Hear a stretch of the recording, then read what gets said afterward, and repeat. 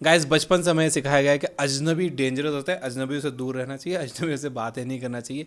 ये कंडीशनिंग हमारी बचपन से की जाती है। लेकिन अगर आप थोड़ा गौर करोगे, सोचोगे, तो यू विल फाइंड दैट आपका जो आज सबसे अच्छा दोस्त है, आपका हस्बैंड है, आपकी वाइफ है, आपके मॉम डैड हैं, आपके दादा दादी हैं, ये सब भी कभी आपस में एक अजनबी ही थे। तो अजनबी बहुत इम्पॉर्टेंट है। इसीलिए इस वीडियो में मैं आपको 7 ऐसे तरीके बताने वाला हूँ जिनसे आप किसी भी अजनबी के साथ बहुत आसानी से बातें शुरू कर सकते हो, उनके बारे में जान सकते हो। और अगर आप थोड़े से स्मार्ट हो, जेन्युइन हो, थोड़ा सा शेयर करना चाहते हो, उनकी बातें सुनना चाहते हो, तो आप उनके एक अच्छे दोस्त भी बन सकते हो। तो बिना किसी डिले के डायरेक्ट हम चलेंगे एनिमेशन पर। और उससे पहले एक थोड़ी सी डिले, थोड़ा सा प्रमोशन। ये बुक ऐप डाउनलोड करिए, 500 से ज़्यादा समरीज हमने वहाँ पर अपलोड कर दी हैं हिंदी में। और इसके ईयरली प्लान पे डिस्काउंट आप ले सकते हो 300 रुपीज़ का। यूज़ करिए प्रोमो कोड ये बुक 699, डिस्क्रिप्शन में लिंक है। So let's begin. नंबर 1, आपका पहला वर्ड ही आपका फ्लड गेट है। सोचिए आप एक ट्रेन का वेट कर रहे हैं, आपकी ट्रेन आने में भी काफ़ी टाइम है, आपके पास एक अजनबी बैठा है, आप उससे बात करना चाहते हो और वो पहला वर्ड आपके गले में अटक रहा है। 10 तरह के सवाल आपके दिमाग में घूम रहे हैं और आप सोचते हो कि कहूँ कि ना कहूँ। तो मेरी एडवाइस ये है कि कह दो। ज़्यादा से ज़्यादा क्या होगा, वो आपसे बात नहीं करेगा, वो तो अब भी नहीं कर रहा है। जैसे कि एक प्लेयर अपनी पूरी एनर्जी और पूरे जोश के साथ हार जीत की फिक्र किए बिना अपना बेस्ट देने के लिए मैदान में कूद जाता है, वैसे ही आप हिम्मत जुटाओ और चेहरे पर एक प्यारी सी स्माइल के साथ बोल दो हाय या फिर हेलो। जैसे ही आप पहला वर्ड कहकर शुरू करते हो, बाकी का कन्वर्सेशन खुद ब खुद चलने लगता है। इसलिए आपका पहला वर्ड ही किसी फ्लड गेट से कम नहीं है। नंबर 2, एक दूसरे में कॉमन चीजें ढूंढो। आपने किसी से पूछा कि वो कौन से शहर से, उसने कहा दिल्ली से, और आप लगे दिल्ली की बुराइयां करने कि यार वहां तो बड़ा पॉल्यूशन है, वहां तो बड़ा क्राइम है। आपके इतने नेगेटिव रिएक्शन के बाद आप उससे क्या उम्मीद रखते हो, क्या आपसे आगे बात करेगा? इसलिए बात को किसी डिबेट की तरह शुरू ना करो, बल्कि दोनों के बीच एक मी टू फैक्टर ढूंढो। जैसे दो अजनबियों में बहुत सी बातें अलग होंगी, लेकिन कुछ तो होगा जो कॉमन होगा। तो आप बातों बातों में वो जानने की कोशिश करें। हो सकता है कि आपको और उसको सेम जगह घूमना पसंद हो, आपके फूड की पसंद एक हो सकता है कि आपके म्यूजिक टेस्ट एक जैसा हो। जैसे ही आपको अपना मी टू फैक्टर मिल जाएगा, वैसे ही आप देखेंगे कि अचानक कन्वर्सेशन बहुत कंफर्टेबल और आसान बन गया है, क्योंकि आप दोनों किसी चीज को एक ही नजरिए से देख रहे होते हो। और यकीन मानिए ये एक बहुत स्ट्रांग और पॉजिटिव फीलिंग है। सिर्फ इस एक फीलिंग से बहुत गहरे रिलेशंस बन सकते हैं। नंबर 3, स्मॉल टॉक्स में मत फंसो। ज्यादातर हम छोटी छोटी बातों के जाल में फंस जाते हैं और एक डेड एंड आ जाता है। फिर समझ ही नहीं आता कि अब आगे क्या बात करें। जैसे कह लो आप कैसे हो, मैं ठीक हूँ, आप कैसे हो, बस मैं भी ठीक हूँ, इसके आगे क्या? इसलिए इन छोटी छोटी चीजों को छोड़कर कुछ बड़ी बात करें, कुछ पर्सनल सवाल पूछो, कुछ ऐसा जो उनके दिल से जुड़ा हो। जैसे कि उनके नाम के पीछे क्या स्टोरी है, उनके नाम का मतलब क्या है। अगर उन्हें कोई क्रिएटिव काम करने की आदत है तो उसके बारे में पूछिए कि वो कैसे करते हैं, कहाँ से आती है उनमें क्रिएटिविटी। आप ऐसे कोई भी सवाल पूछ सकते हो और आप ये देखकर हैरान रह जाओगे कि हर किसी के पास बताने के लिए बहुत कुछ है, बस जरूरत है तो उनसे पूछने की और उन्हें सुनने की। हर इंसान की अपनी एक यूनिक कहानी है और वो बताने के लिए रेडी बैठा है, बस पूछने वाले ही नहीं, वो तो शेयर करना चाहता है। हर इंसान की अपनी एक यूनिक कहानी है, वो शेयर करना चाहता है, वो बताने के लिए रेडी बैठा है, बस जरूरत है किसी पूछने वाले की। नंबर 4 है एक यूनिक मगर सच्चा कॉम्प्लीमेंट दो। हमारे शास्त्रों में भी शब्दों की ताकत के बारे में बहुत कुछ लिखा है। ये शब्द इतने ताकतवर होते हैं कि इनके इस्तेमाल से हम किसी की इंसल्ट भी कर सकते हैं और किसी को स्पेशल भी फील करवा सकते हैं। इसलिए बोलते समय थोड़ा जेनरस रहें और सामने वाले को कुछ ऐसा कॉम्प्लीमेंट दें जो उसके चेहरे पर स्माइल ला दे। आपने कई बार महसूस किया होगा कि जब हमें कोई ऐसा कॉम्प्लीमेंट देता है जो कुछ अलग सा हो, तो वो हमें काफी लंबे समय तक याद रहता है। जैसे घिसे पीटे कॉम्प्लीमेंट्स का यूज ना करें, जैसे ब्यूटीफुल, कूल, नाइस, क्योंकि ये बहुत कॉमन है और बहुत से लोग इसके लिए इम्यून हो जाते हैं। इम्यून यानी जैसे कि आप अपनी क्लास की सबसे खूबसूरत लड़की को ये कहोगे कि तुम बहुत खूबसूरत हो, तो उससे कोई फर्क नहीं पड़ेगा, क्योंकि उसे ना जाने कितने लोगों ने ये कहा होगा। लेकिन अगर आप कहोगे कि तुम्हारी स्माइल बहुत अच्छी है, ऐसा लगता है कि तुम्हारी आंखें भी तुम्हारे चेहरे के साथ हंस रही हैं, तो शायद वो स्पेशल फील हो। इसलिए थोड़ा ट्राई करके एक यूनिक और सच्चा कॉम्प्लीमेंट कंस्ट्रक्ट करिए। एंड हो सकता है कि सामने वाले के फेस पर कोई ऐसा फीचर हो, कोई ऐसा मार्क हो जो यूनिक हो। आप उसकी पर्सनल कॉम्प्लीमेंट कर सकते हैं कि ये चीज उनके फेस पर कितनी अच्छी लगती है। और जब ऐसा होगा तो जब वो अपना चेहरा आईने में देखेंगे, आपकी याद आएगी।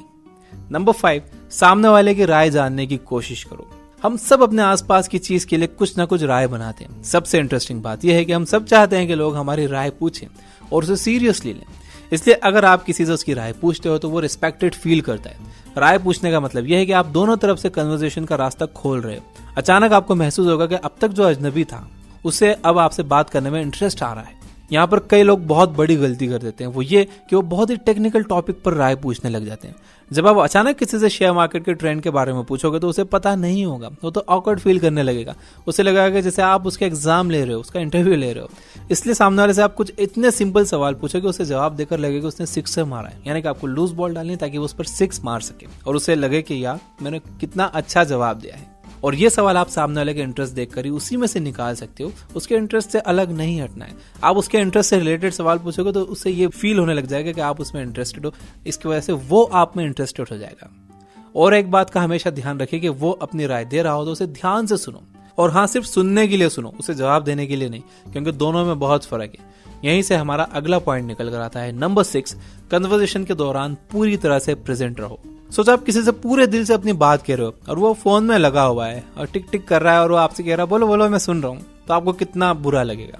जब आप किसी से बातचीत कर रहे हो तो कम से कम आप इतना तो कर ही सकते हो कि वहां पूरी तरह से प्रेजेंट रहो, सामने वाले की बात ध्यान से सुनो। सबसे जरूरी बात कि आई कांटेक्ट बनाओ। जब आप किसी के साथ आई कांटेक्ट में होते हो तो आप सामने वाले की कही हर बात को फील कर सकते हो। आई कांटेक्ट इतना पावरफुल होता है कि जब आप किसी से आई कांटेक्ट बनाकर बात करते हो तो 10 में से 9 बार आई कांटेक्ट के बाद सामने वाले का ध्यान इधर उधर जा ही नहीं पाता। आपको भी याद होगा कि जब कॉलेज में प्रोफेसर आपसे आई कांटेक्ट बना लेते थे तो आप अपनी जगह पर कैसे स्टैचू होकर सुना करते थे। नंबर 7 है छोटी छोटी बातें याद रखने की कोशिश करो। ये बहुत इंटरेस्टिंग और इंपॉर्टेंट पॉइंट है। जब आप किसी से पहली बार मिलते हो तो वो अपने बारे में छोटी छोटी बातें आपसे शेयर करता है, तो उनमें से कुछ कुछ याद रखने की कोशिश करो। कई लोग तो 10वीं बार मिलने के बाद भी कहेंगे कि अरे तुम्हारा नाम क्या था, कुछ आर से शुरू होता है ना। कितना बुरा लगता है ऐसे में। वहीं अगर आप किसी को दूसरी बार मिलने पर उसे उसके नाम से बुलाओगे और उसके बारे में छोटी छोटी बातें याद रखोगे कि वो किस शहर से है, उसके पेट का नाम क्या है, तो आप सोच भी नहीं सकते कि उसे कितना इंपॉर्टेंट और स्पेशल फील होगा। इसलिए अपनी मेमोरी पर थोड़ा जोर दो और याद रखने की कोशिश करो। इन बातों से सामने वालों को लगता है कि आपको उसका ख्याल है और इस वजह से उसको इस जान पहचान को आगे बढ़ाना एक रिस्पॉन्सिबिलिटी की तरह लगने लगती है। तो दोस्तों ये थे कन्वर्सेशन के 7 ट्रिक्स जिनका इस्तेमाल करके आप किसी को भी इम्प्रेस तो कर ही सकते हो, बल्कि किसी भी अजनबी से बात शुरू कर सकते हो, उसके बारे में ज्यादा जान सकते हो। याद रखो कि अपने वर्ड्स का सिलेक्शन सही रखने से आप सामने वालों को कंफर्टेबल फील करवाओगे, तभी वो आपसे कुछ बात कर पाएगा। तो इस वीडियो का अब आप कर दो लाइक और मैं इसे करता हूँ समराइज। नंबर 1 ये है कि आपका पहला शब्द आपका फ्लड गेट है। वेट मत करो, डरो मत कि वो बात करेगा मुझसे या करेगी या नहीं। बोल दो, हाय हेलो बोल दो, उसके बाद सारा कन्वर्सेशन शुरू हो जाएगा। नंबर 2 है एक दूसरे में कॉमन चीजें ढूंढो। एक दूसरे में जब आपको कॉमन चीजें मिल जाएंगी तो एक मी टू फैक्टर मिल जाएगा, तो आप दोनों एक ही नजरिए से उस मी टू फैक्टर को देखोगे, उसके बारे में डिस्कशन करोगे। इससे आपके डिस्कशन की इंटेंसिटी बढ़ेगी और इंटेंसिटी बढ़ेगी तो रिलेशनशिप भी गहरी होगी। नंबर 3 है स्मॉल टॉक्स में मत फंसो। ऐसे सवाल करो जो उनके दिल के करीब हो, जो पर्सनल हो। लोग बताने के लिए रेडी हैं, जरूरत है तो पूछने वालों की। नंबर 4 है यूनिक और सच्चा कॉम्प्लीमेंट दो। लोग कॉम्प्लीमेंट से इम्यून हो जाते हैं, एक जैसी कॉम्प्लीमेंट से।